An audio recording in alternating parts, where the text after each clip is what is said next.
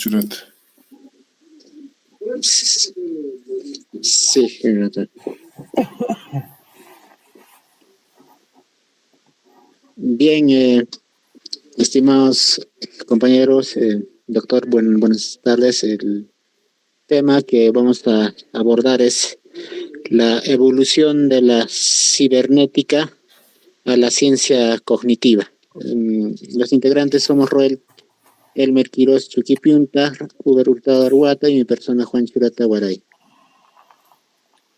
Bien, para un poco contextualizar a qué va este tema, lo que es la ciencia cognitiva, va referido principalmente al estudio, ¿no?, de la mente, cómo es su funcionamiento, y un poco, si hablamos de la parte de cibernética, tenemos que referirnos ya al aspecto tecnológico, diríamos, al IA, ¿no?, principalmente, y en eso se va a centrar, ¿no?, nuestro tema.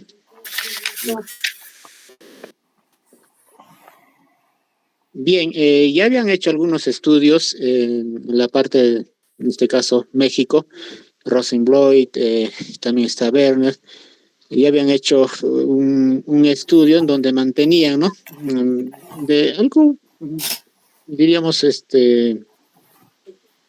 algo sencillo, ¿no?, que pasaba en la vida y que era, ¿no?, trazarse metas y lograrlo. Entonces, eso es lo que ha implicado, o sea, no tan directo, pero ya se hablaba, ¿no?, de lo que es retroalimentación, ¿no?, negativa. Entonces, y eso ha implicado, pues, ¿no?, una revolucionaria experiencia, ¿no?, lo cual actualmente ya se maneja el mundo, no estrictamente a nivel no científico, no tanto de repente lo que se trataba de naturaleza física, como que no tenían un propósito, ¿no? Sin embargo, cuando tú tenías una meta ya se podría, ¿no?, realizar eso. Años después se ha fundamentado lo que justamente es el tema, la parte, ¿no?, de cibernética. Entonces, esto lo han visto también con un principio de autogobierno, o sea, es como deciremos de que se gobierne uno solo mismo. Bueno, en este caso se ha dado el uso, por ejemplo, ¿no?, de los bucles de retroalimentación. Bueno, normalmente nosotros habíamos de repente conocido como retroalimentación, sin embargo, en este caso habla, ¿no?, de lo que es la retroalimentación no negativa, que normalmente se aplica, pues, ¿no?, a lo que son control de máquinas. En este caso, si nos centramos en lo que es, ¿no?, la parte, ¿no?, de cibernética. Entonces, esto implica de que el resultado que tengas, ¿no?, en la salida de la máquina, lo toma, o sea, digamos como decir que lo censa, y luego retorna otra vez a la parte del proceso para poder hacer alguna corrección. Entonces, en eso es lo que se centra, lo que es la cibernética y la nueva ciencia, ¿no?, cognitiva. Hay otros autores también que han ido haciendo un estudio de este fin, y algunos en algún punto han comentado de que no hay mucha diferencia de repente,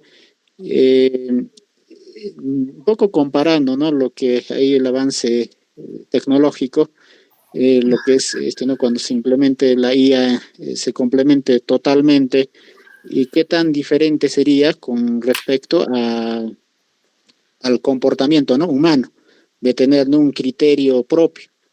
Y bueno, ¿no?, incluso en base a ello también ha salido, pues, ¿no?, películas en donde gobernaban, ¿no?, las máquinas. Entonces, ¿hasta qué punto se va a poder de repente alcanzar? Y bueno, de repente nos va a terminar, ¿no?, gobernando. Y ha habido películas, diríamos, ¿no?, de ciencia ficción, en donde aludía, digamos, de que va a haber un momento en donde vamos a ser, ¿no?, gobernados. Entonces, esta parte de lo que es la cibernética y la ciencia cognitiva, o sea, darle un pensamiento crítico, ¿no?, a la máquina con retroalimentación, o sea, se podría dar, ¿no?, esa posibilidad, ¿no? Está de repente diríamos, un tema de discusión. Bueno, al final, otros autores en donde también han referido de que no se va a poder dar eso porque hay algo, ¿no? Digamos, la parte biológica con la parte mental, siempre va a haber, ¿no? Una diferencia. Es lo que han llegado también, bueno, otros autores. Bien, un poco tenerte comparando, ¿no? Lo que decía también, comparaba, por ejemplo, con el termostato. El termostato tiene un fin. Si es cierto, la temperatura deseada a la salida puede mandar de repente a otra máquina, de repente si es un ventilador o es un sistema de calefacción, indicarle, digamos, de que no está, ¿no? En el confort. Entonces puede ser una retroalimentación. Entonces, ¿qué tan diferente sería con lo humano? Dice, ¿no? Porque a veces, de repente, el término humano, hacemos también este tipo de juicio, ¿no? Cuando nos tropezamos y perdemos equilibrio, sin antes de caernos, tomamos un juicio, ¿no? De retroalimentación, tamblaqueamos, digamos, a punto de caernos y en los siguientes pasos ya nos estabilizamos.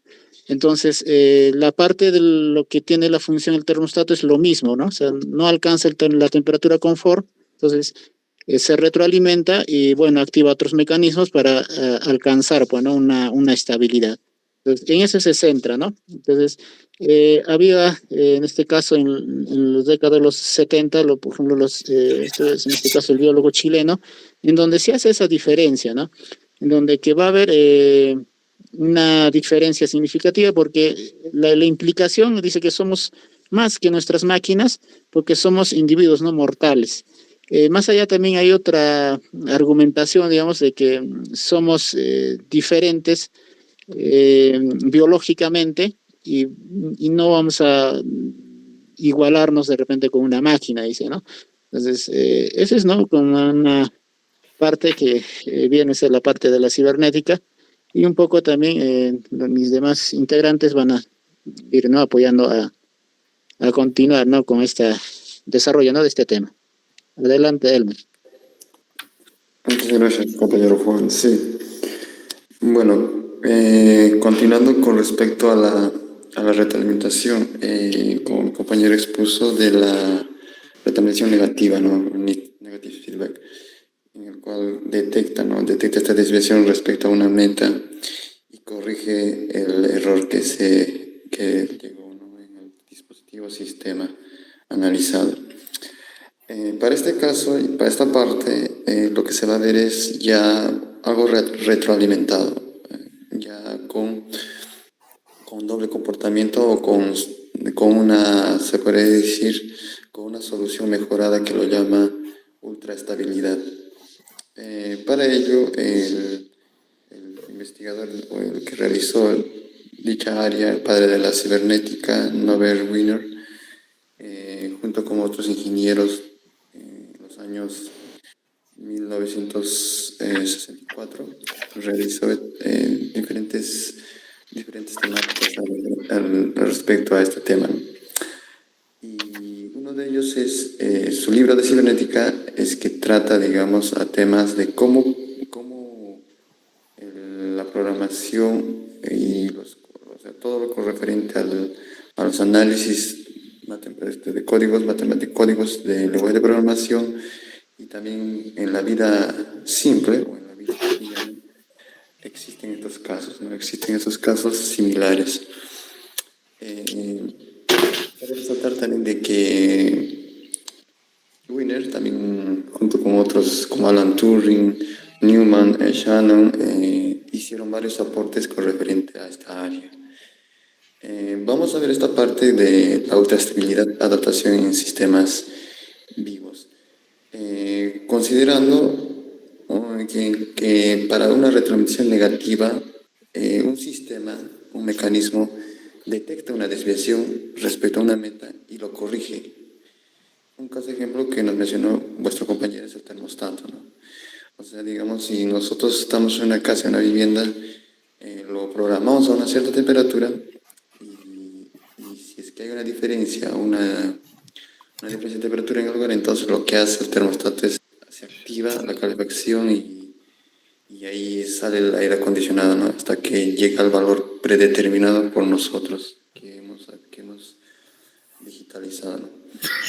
Eso va a ser en el caso del termostato. En conducción de autos de igual forma, ¿no? Digamos que quiera dirigir por un solo carril y así simultáneamente. O también en el comportamiento humano, como son las decisiones, como es agarrar un objeto o realizar una tarea. ¿Okay? Entonces, en este caso ya estamos realizando una acción directa. ¿Okay?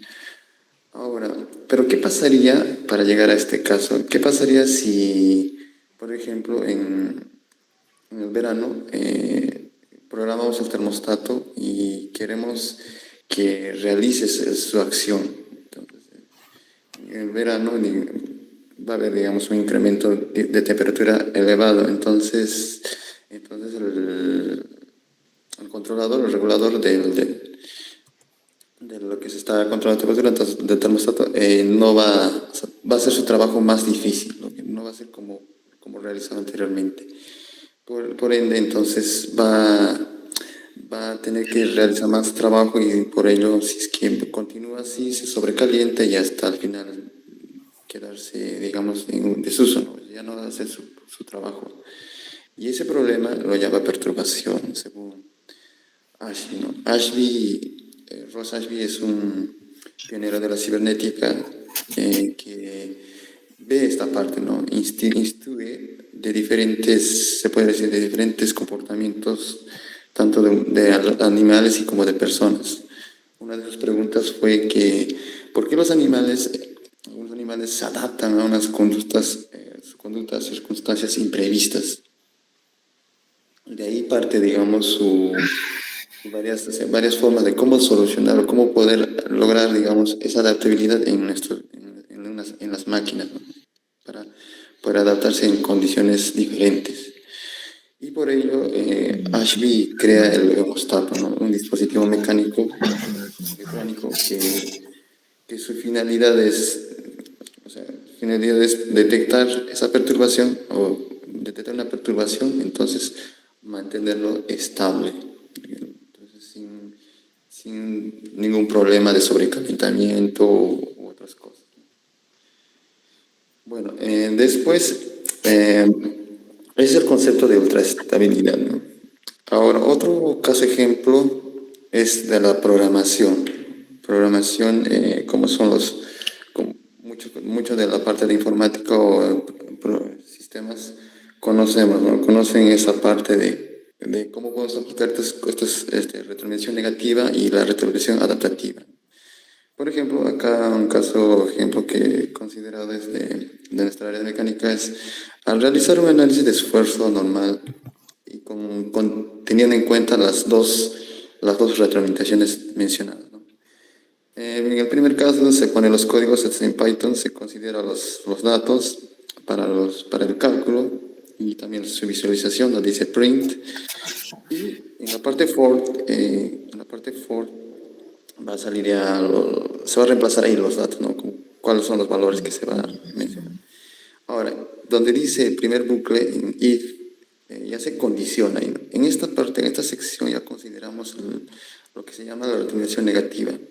Entonces, ahí el comando if, todos conocemos que cuando nosotros ponemos un valor, va a tener que seguir ese valor hasta llegar, ¿no? Si tal condición a tal condición, está contrastando, ¿no? Contrasta, sin tener ningún límite. No le pone un final, ¿okay? Entonces va a seguir su bucle en esa forma. En esa parte, entonces, ya consideramos la retroalimentación negativa clásica, ¿no? Ahora, pero para nosotros, en nuestro caso, queremos que se detenga, ya que, digamos, el esfuerzo va a ser mayor. Tal va a haber algunos problemas o valores diferentes o de lo normal, fuera de lo normal. Entonces, ya se programa en otro bucle que consideramos esos casos en donde ya se tiene que reajustar o tener esas clases de problemas, ¿no? Y ponemos ahí los códigos y al final cerramos la programación y menciona los resultados con referente al esfuerzo. Es un caso, un ejemplo claro de lo que nosotros podemos aplicarlo, ¿no? en nuestro situación. Entonces, en conclusión, para esta parte de la ultraestabilidad, es que todo bucle, tanto en el primero y en el segundo bucle, siempre va a existir perturbación. Entonces, La perturbación es se puede decir, es un problema encontrado que se puede solucionar o pues, se puede reducir con diferentes sistemas, o se puede decir con sistemas, diferentes dispositivos, en lo cual es necesario en nuestro día a día, ¿no? Bueno, a continuación pasará a mi compañero del siguiente tema. Ya, buenas tardes, doctor, buenas tardes, compañeros. Se escucha, ¿verdad? Sí, sí, sí. Ya, gracias. Ya, partimos de la idea, ¿no? Que estos investigadores están haciendo un estudio, ¿no? Tratar de explicar bueno, como sabemos, la cibernética estudia el control y la comunicación, en este caso, entre una máquina y el ser vivo, ¿no? Entonces, también explica acá que el mecanismo, así como se ha explicado cómo se adapta cuando el termostato se pueda cambiar su configuración.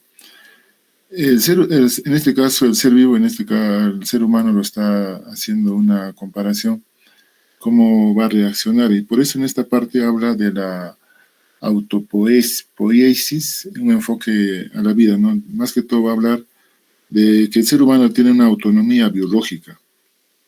O sea, a diferencia de los sistemas artificiales, los seres vivos es un organismo que mantiene su identidad.